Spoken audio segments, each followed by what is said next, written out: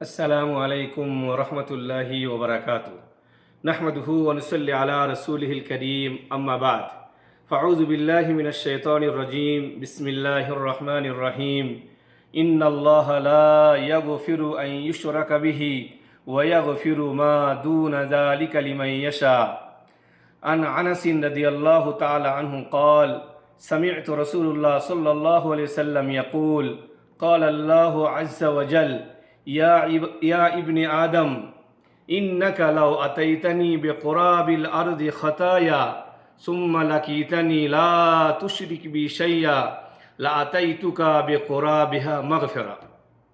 সম্মানিত শ্রোতামণ্ডলী, আজকে আপনাদের সম্মুখে সব থেকে বড় যে গুনাহ আল্লাহ রাব্বুল আলামিন কখনোই মাফ করে থাকেন না, সেই গুনাহ সম্পর্কে উপস্থাপন করব।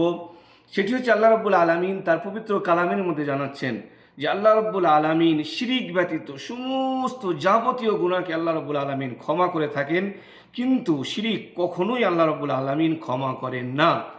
হাদিস দ্বারা প্রমাণিত হযরত আনাস রাদিয়াল্লাহু তাআলা আনহু তিনি বলছেন যে নবী করিম সাল্লাল্লাহু আলাইহি সাল্লামের থেকে আমি শুনেছি, তিনি বলছেন যে আল্লাহ রাব্বুল আলামিন তার বান্দাদেরকে সম্বোধন করে বলছেন, ইয়া ইবনে আদম, হে আদম সন্তানেরা, তোমরা যদি দুনিয়া ভরে আমার কাছে গুনাহ করে আসো, অর্থাৎ এমন গুনাহ করো যে আসমান পর্যন্ত সারা জমিন ভরে যায়, এবং আমার সাথে যদি তোমরা শিরিক না করো, তাহলে আমি এরকম দুনিয়া ভরে মাগফিরাত দিয়ে তোমাদেরকে আমি ক্ষমা করে দেবো।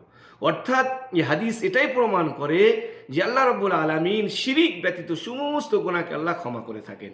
এই জন্য আমাদেরকে সর্বদাই শিরিক থেকে বেঁচে থাকতে হবে। আল্লাহর কাছে দোয়া করি যে আল্লাহ রাব্বুল আলামিন আমাদের যত বড় বড় গুনাহই করি না কেন, যেন শিরিকের মতো গুনাহ থেকে আমরা নিজেদেরকে বাঁচাতে পারি, যাতে করে আল্লাহ রাব্বুল আলামিনের মাগফিরাত ক্ষমা আমাদের জন্য প্রয়োজ্য হয়। আল্লাহর কাছে দোয়া করি আল্লাহ রাব্বুল আলামিন আমাদের শিরিক থেকে সকলকে বাঁচার তৌফিক দান করুক। ওমা তৌফিকি ইল্লা বিল্লাহ।